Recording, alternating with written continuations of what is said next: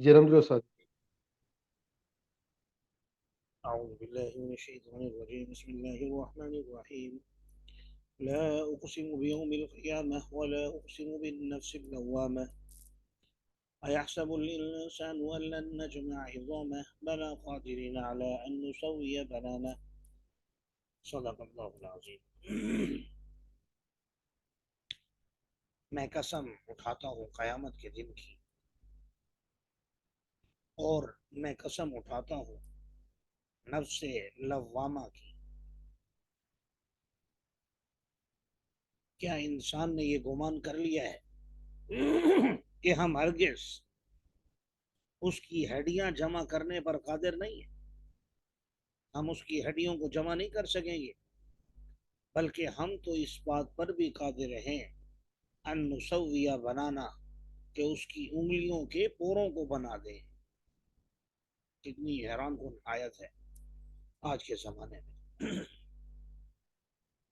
کہ جب انسان کی شناخت کے لیے آج کے اس جدید دور میں انسان کے پاس صرف انگلیوں کے یہ فنگر پرنٹ جو ہوتے ہیں وہی بچ گئے ہیں، بس اسی سے ہی پہچانا جاتا ہے.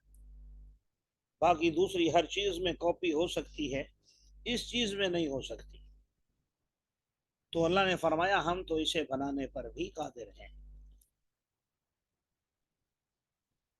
اوپر نفس لوامہ کے حوالے سے بات آئی ہے، ایک موقع پر میں نے ان کی وضاحت کی تھی. نفس لوامہ، نفس امارہ اور نفس مطمئنہ. انسان کے نفوس تین طرح کی ہیں. سب سے پہلے تو نفس امارہ ہوتا ہے، اور نفس امارہ کا کام ہے انسان کو برائی کی طرف راغب کرنا. وما حضرت یوسف علیہ السلام جب جیل سے باہر تشریف لائے تو فرمایا میں اپنی پاکیزگی کا اعلان نہیں کرتا. وما ابرئ نفسی ان النفس لامارۃ بالسوء الا ما رحم ربی. میرے رب نے مجھ پر رحم کیا ہے، وگرنہ نفس امارہ کا کام تو برائی کا حکم دینا ہے. تو انسان جب نفس امارہ پہ محنت کرتا ہے اپنے نفس پر، تو محنت کرتے کرتے اپنے آپ کو راہ راست پر لاتے ہوئے، تقوی اختیار کرتے ہوئے، نماز روزے کا اہتمام کرتے ہوئے، اچھے اخلاقیات کو اختیار کرتے ہوئے، تو پھر اس کا نفس نفس لوامہ بن جاتا ہے. نفس لوامہ یعنی جب وہ پھر کوئی برائی، پہلے تو برائی کرتا نہیں ہے، بچنے کی کوشش کرتا ہے، لیکن جب اس سے سرزد ہو جائے کوئی گناہ تو پھر اس کا نفس اسے ملامت کرتا ہے کہ تم نے اچھا نہیں کیا.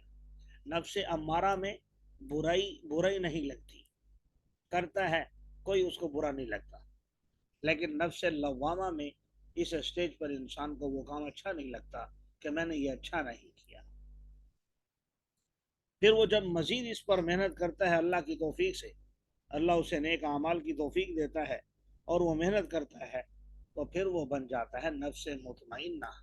یا ایتھا النفس المطمئنہ ارجعی الی ربک راضیۃ مرضیہ فادخلی فی عبادی وادخلی جنتی. اللہ تعالی ہم سب کو نفس مطمئنہ عطا فرمائے. آمین. فرمایا بلا قادرین علی ان نسوی بنانا، کیا انسان نے یہ سوچ لیا کہ ہم اس کی ہڈیوں کو جمع نہیں کر سکتے؟ بھائی ہم تو اس بات پر بھی قادر ہیں کہ ہم اس کے انگلیوں کے پوروں کو بنا دیں. لیکن انسان یہ باتیں کر کے کہ ہم نے مرنے کے بعد اٹھنا نہیں ہے، قیامت کس نے دیکھی ہے، فلاں ہے فلاں ہے، اس طرح کی باتیں اللہ معاف فرمائے آج کل تو مسلمان بھی کر لیتے ہیں، کافر تو دور کی بات. فرمایا انسان اس لیے ایسا کہتا ہے بل یرید الانسان لیفجر امامہ، انسان یہ چاہتا ہے کہ وہ اپنی آگے کی زندگی میں بھی گناہ کرتا رہے. کیونکہ جب انسان کوئی گناہ کرتا ہے اور اس گناہ کی اسے لذت جب حاصل ہوتی ہے تو پھر اسے چھوڑنا بہت مشکل ہو جاتا ہے، بہت مشکل ہو جاتا ہے اس کے لیے. اور جس کو بھی حرام کی لت پڑ جائے، خواہ وہ پیسے کی ہو خواہ عورت کی ہو، کسی بھی اعتبار سے حرام کی جب لت پڑ جائے تو پھر اس کے لیے اسے چھوڑنا ممکن نہیں ہوتا. آج کل آپ حضرات جانتے ہیں بہت سے گروپ ایسے بنے ہوئے ہیں مساجد کے نام پر، مدارس کے نام پر، لوگوں سے چندے لیتے ہیں، پیسے لیتے ہیں۔ تو اللہ معاف فرمائے، پرانی بات ہے، ہمارے ایک دوست اس چکر میں پھنس گئے، مجھے کافی ترغیب دی کہ آپ بھی آ جائیں، آپ بھی آ جائیں، اس میں بڑا پیسہ ہے۔ اس وقت مجھے یاد ہے اچھے طریقے سے کہ میں 5 نمازیں پڑھانے کا 2500 لیا کرتا تھا، آج سے 10 سال پہلے۔ اور وہ دن میں جاتے تھے 3-4 دوست، مختلف دکانوں پر پھرے، بازاروں میں پھرے، وہاں سے 2-4 ہزار اکٹھا کیا، شام کو بیٹھ کے بانٹ لیا۔ وہ روز کا 1000 روپیہ لا رہا ہے، ہمیں مہینے کا 2500 مل رہا ہے۔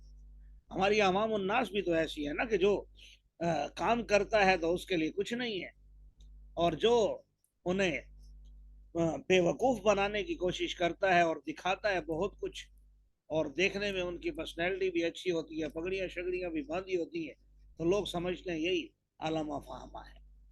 لیکن جو انسان قابل ہو، دیکھنے میں اتنا نہ نظر آتا ہو، تو کہتے ہیں اسے تو کچھ پتہ ہی نہیں۔ تو بہرحال میں نے اس کو بہت سمجھایا، 1 سال تک سمجھاتا رہا، لیکن اس نے میرے خیال میں تو آج بھی نہیں چھوڑا ہوگا، کیونکہ بھائی جو آدمی روز 1000-2000 لے کر آ رہا ہے، بھلے حرام کا ہے، وہ اسے چھوڑ کر کہاں مہینے کا 3-4 ہزار لے گا؟ کبھی بھی نہیں چھوڑے گا۔ تو انسان یرید الانسان لیفجر امامہ، جب انسان گناہوں میں پڑ جائے تو پھر وہ یہ کہتا ہے کہ میں اپنی آگے کی زندگی بھی اسی مزے میں گزارتا رہوں، چلو بڑھاپے میں توبہ کر لوں گا، چلو آگے جا کر چھوڑ دوں گا، پھر چھوٹتا نہیں ہے۔ یسأل ایانا یوم القیامہ، وہ سوال کرتا ہے آپ سے کہ کب ہے قیامت۔ ایک ہوتا ہے سوال پوچھنا سمجھنے کے لیے، ایک ہوتا ہے مذاق اڑانے کے لیے پوچھنا۔ جیسے کوئی کہہ رہا ہو کہ ہماری مدد آ جائے گی یا میں اچھا کھیل لوں گا، تو آگے سے آپ کہہ رہے ہیں کب آپ اچھا کھیلو گے، کب آئے گی مدد آپ کی؟ تو مطلب یہ ہوتا ہے، یہ نہیں ہوتا سوال پوچھنا مقصود نہیں ہوتا، یہ بتانا مقصود ہوتا ہے کہ بھائی آپ اچھا کھیل ہی نہیں سکتے، آپ کی مدد آنی ہی نہیں ہے، آپ ویسی ہی باتیں کر رہے ہیں۔ تو یہ لوگ بھی بجائے پوچھنے کے مذاق اڑاتے ہیں کہ کب ہے قیامت۔ وہ آپ انہیں بتائیے تھوڑا سا نقشہ کھینچ کر، فَإِذَا بَرِقَ الْبَصَرُ وَخَسَفَ الْقَمَرُ وَجُمِعَ الشَّمْسُ وَالْقَمَرُ، جب آنکھیں چوندیا جائیں گی، سورج بے نور ہو جائے گا، چاند بے نور ہو جائے گا، سورج اور چاند جمعہ جمع کر دیے جائیں گے۔ جمع کرنے کا مطلب ایک جیسے ہو جائیں گے، نہ سورج کی چاندنی رہے گی نہ چاند کی چاندنی، سب کچھ ختم، روشنی بھی ختم، چاندنی بھی ختم۔ اچھا اس وقت جب یہ پھنسے گا تو پھر یہ انسان کہے گا یومئذ این المفر، اب کہاں بھاگنا ہے، بھاگنے کا کوئی راستہ؟ کلا لا وزر، فرمایا ہرگز نہیں، اب تو کوئی بچاؤ کا راستہ نہیں ہے۔ الی ربک یومئذ المستقر، اپنے رب کی طرف اس دن جانا ہوگا۔ ینبأ الانسان، انسان کو بتلا دیے جائیں گے اس دن وہ اعمال جو اس نے آگے بھیجے ہوں گے اور جو پیچھے چھوڑے ہوں گے۔ یہ تو صرف فارمیلٹی پورا کرنے کے لیے ہوگا۔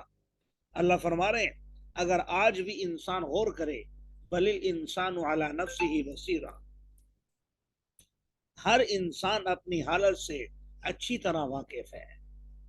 لفظی ترجمہ انسان اپنے نفس پر دیکھتا ہے، مقصد یہ کہ ہر انسان اپنے نفس سے خوب واقف ہے کہ میں کتنا پانی میں ہوں اور میں کتنا متقی پرہیزگار ہوں۔ وَلَوْ أَلْقَى مَعَاذِيرَ، اگرچہ بہانے بناتا رہے، اگرچہ بہانے اپنے عذر پیش کرتا رہے، لیکن جانتا ہے یہ اپنے بارے میں کہ میری جلوتیں تو ہر کوئی چاہتا ہے کہ اچھی ہوں، لوگوں کے سامنے تو ہر کوئی اچھا نظر آنا چاہتا ہے، اس لیے وہ اچھا ہی نظر آتا ہے، لیکن میری خلوتیں کیسی ہیں، میری تنہائیاں کیسی ہیں؟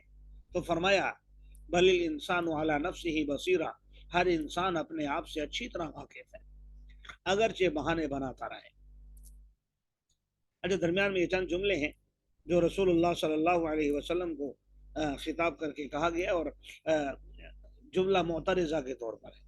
جملہ معترضہ کہتے ہیں جس کا آگے پیچھے کوئی تعلق نہ ہو، اور ان جملوں کا پس منظر یہ ہے کہ رسول اللہ صلی اللہ علیہ وسلم پر جب حضرت جبرائیل علیہ السلام وحی لاتے تھے اور قرآن پڑھ کر سناتے تھے، تو آپ بھی ساتھ ساتھ جلدی جلدی پڑھنے کی کوشش کرتے تھے تاکہ کہیں میں بھول نہ جاؤں، میں اس کو یاد کر لوں۔ ظاہر ہے اس میں تکلیف بھی ہوتی تھی اور کلام بھی اتنا وزنی۔ تو فرمایا لا تحرک به لسانک لتعجل به، اپنی زبان کو اس کے ساتھ حرکت مت دیجیے تاکہ آپ اس کو جلدی سے یاد کر لیں۔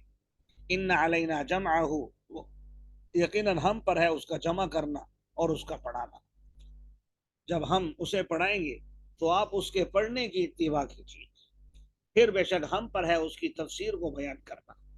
یہ چند جملہ معترضہ تھے۔ اب جو پہلے مضمون چل رہا تھا انسان کے بارے میں، دوبارہ وہی شروع ہوا۔ کلا بل تحبون العاجلہ، انسان کیوں گناہ کرتا ہے، کیوں اپنی قبر اور آخرت کا نہیں سوچتا، کیوں اسے آخرت کی فکر نہیں ہے۔ وقت کم ہے، ذہن میں ایک بات آ رہی تھی۔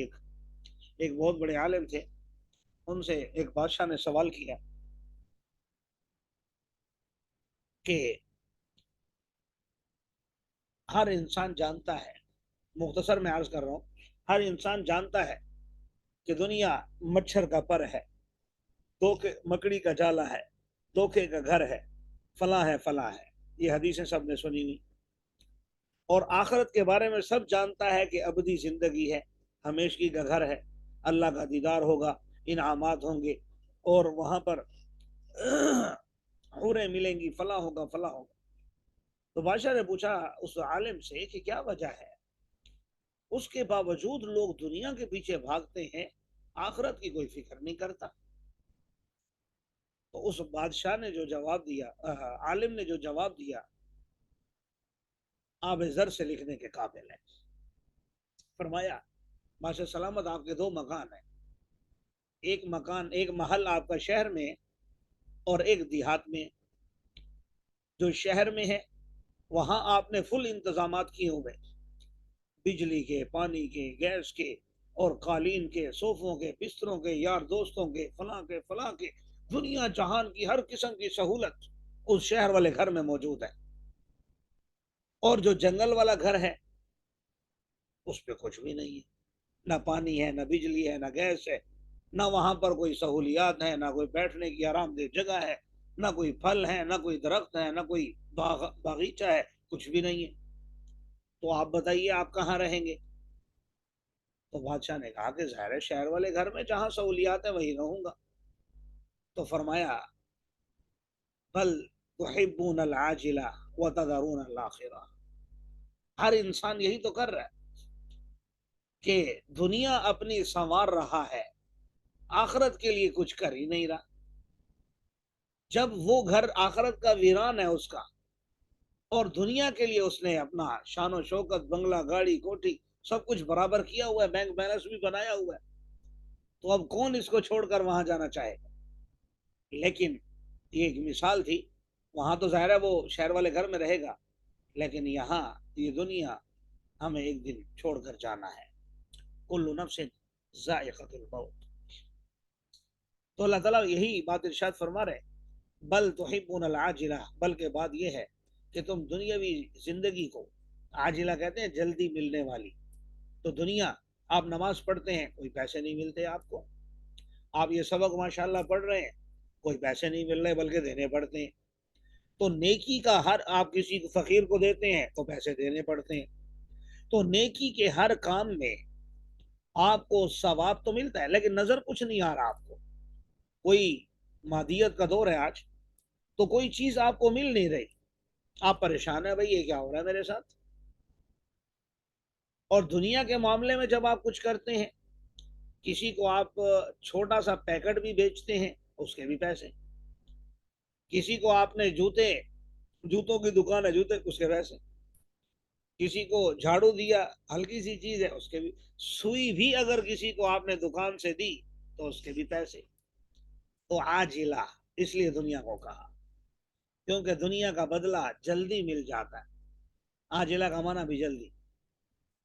فرمایا بات یہ ہے کہ تم دنیاوی زندگی کو پسند کرتے ہو اور آخرت کو چھوڑتے ہو۔ بھئی آخرت کو اتنی ہلکی تو نہیں ہے۔ وجوہ یومئذ ناظرہ الی ربہا ناظرہ، اس دن بہت سے چہرے تر و تازہ ہوں گے، جو زواد کے ساتھ ہے ناظرہ، اس کا معنی تر و تازہ، اور جو زوا کے ساتھ ہے نظر ینظر، آپ جانتے ہیں اس کا معنی دیکھنا. تو بہت سے چہرے، اللہ تعالی ہمیں بھی انہی چہروں میں داخل فرمائے. فرمایا اس دن بہت سے آمین. چہرے تر و تازہ ہوں گے، اپنے رب کی طرف دیکھ رہے ہوں گے، اور بہت سے چہرے اس دن باسرا، باسی ہوں گے، بگڑے ہوئے ہوں گے، خراب ہوں گے. تو ظنوا ان یفعل بها فاقرہ، اور انہیں یقین ہو جائے گا اس بات کا کہ اب ان کے ساتھ کمر توڑ دینے والا معاملہ پیش کیا جائے گا. اللہ فرما رہے ہیں آگے نا، مرنے والے کی کیفیت کو بیان کیا 2 لائنوں میں. جب کوئی انسان مرتا ہے، ہم سب نے مرنا ہے، اللہ تعالیٰ ہمیں خاتمہ بال خیر عطا فرمائے. فرمایا جب روح حلق میں پہنچتی ہے، اذا بلغت التراقی، جب روح انسان کی ہنسلی میں پہنچتی ہے، حلق میں، محاورہ اردو میں یہی چلتا ہے، حلق میں پہنچتی ہے، روح جب نکلنے لگتی ہے. اب آس پاس والے لوگ بیٹھے ہوئے، بھائی کوئی جلدی سے، من راک، آج اس کا ترجمہ کریں گے، بھائی 1122 پہ کال کرو. من راک کا مطلب کوئی ڈاکٹر کو بلاؤ، کسی طبیب کو لے آؤ. راک کہتے ہیں رقیہ کرنے والا، جھاڑ پھونک کرنے والا، دم کرنے والا. اس زمانے میں یہ تھا، تو آج کے زمانے میں ڈاکٹر ہیں یا 11-22 والے ہیں. تو بھائی ڈاکٹر کو بلاؤ، لیکن جس پر موت کی کیفیت ہے، جو نزع کے عالم میں مبتلا ہے، وَظَنَّ أَنَّهُ الْفِرَاقُ، اسے یقین ہو جاتا ہے اس بات کا کہ اب جدا ہونے کا وقت ہے. وَالْتَفَّتِ السَّاقُ بِالسَّاقِ، اور پنڈلی پنڈلی سے لپٹ جاتی ہے، اور اسے پتہ ہوتا ہے اب اپنے رب کی طرف جانا ہے. فَلَا صَدَّقَ وَلَا صَلَّى، نہ اس نے تصدیق کی نہ نماز پڑھی، لیکن جھٹلایا اور پیٹ پھیری. پھر اپنے گھر والوں کی طرف چلا، یتمطا، اکڑتے ہوئے. اس سے کوئی خاص کافر، بعض نے کہا کہ ابو جہل مراد ہے، لیکن ہر کافر کی یہی حالت ہوتی ہے. اور اگر کوئی مسلمان تصدیق نہیں کرتا، سچ نہیں بولتا، اور نماز نہیں پڑھتا، جھوٹ بولتا، شریعت کے احکام سے منہ موڑتا ہے، تو میں یہ نہیں کہتا کہ وہ ان آیات کا مصداق ہے، لیکن ان آیات کو پڑھ کر سوچنا تو چاہیے کہ یہ میرے اوپر صادق تو نہیں آ رہی. کیونکہ ٹھیک ہے اللہ یہاں کافروں کے بارے میں کہہ رہا ہے، لیکن اعمال تو میرے بھی یہی ہیں. اولا لک فاولا، ہلاکت ہو، ثم اولا لک فاولا، پھر اس کے لیے ہلاکت ہو، افسوس ہو اس پر. جتنا بھی افسوس کیا جائے کم ہے. کیوں؟ ایحسب الانسان ان یترک سدی، کیا انسان نے یہ سوچ لیا ہے کہ اسے یوں ہی بیکار چھوڑ دیا جائے گا، یوں ہی چھوڑ دیا جائے گا، اسے کوئی پوچھ گچھ نہیں ہوگی، کوئی سوال جواب نہیں ہوگا. الم یکن نطفۃ من منی یمنی، کیا وہ پانی کا ایک غلیظ قطرہ نہیں تھا جسے وہ ٹپکاتا تھا؟ یعنی کیا اس کی حیثیت تھی؟ پانی کا ایک غلیظ قطرہ تھا جو ایک انسان نے، اس کے باپ نے، اس کی ماں کے رحم میں ٹپکایا تھا. میں نے اسے وہاں پر ثم کان علقہ، گوشت کا لوتھڑا بنا دیا، پھر اسے پیدا کر دیا. پیدا کرنے کے بعد انسان کے جسم سے فسوا، انسان عطا کر کے اس کو سیدھا کھڑا بھی کر دیا. پھر اسی انسان سے میں نے جوڑے بھی بنائے، مذکر اور مؤنث. جب اتنی کاریگریاں میں دکھانے والا ہوں، الیس ذلک بقادر علی ان یحیی الموتى، کیا وہ ذات جو یہ سب کچھ کرنے والی ہے، پانی کے ایک غلیظ قطرے کو ایک زمانے میں جنرل، کرنل، صدر، وزیر اعظم، پروفیسر، ڈاکٹر، لیکچرار، کیا کیا بنا دینے والی. بھائی میں اور آپ بھی تو پانی کا ایک غلیظ قطرہ تھے، آج ہم اتنے بڑے انسان بنے پھرتے ہیں. تو فرمایا جو انسان، جو ذات اتنا کچھ کر سکتی ہے، کیا وہ اس بات پر قادر نہیں ہے کہ مردوں کو زندہ کر دے؟ اللہ تعالی ہمیں یہ باتیں سمجھنے کی توفیق عطا فرمائے.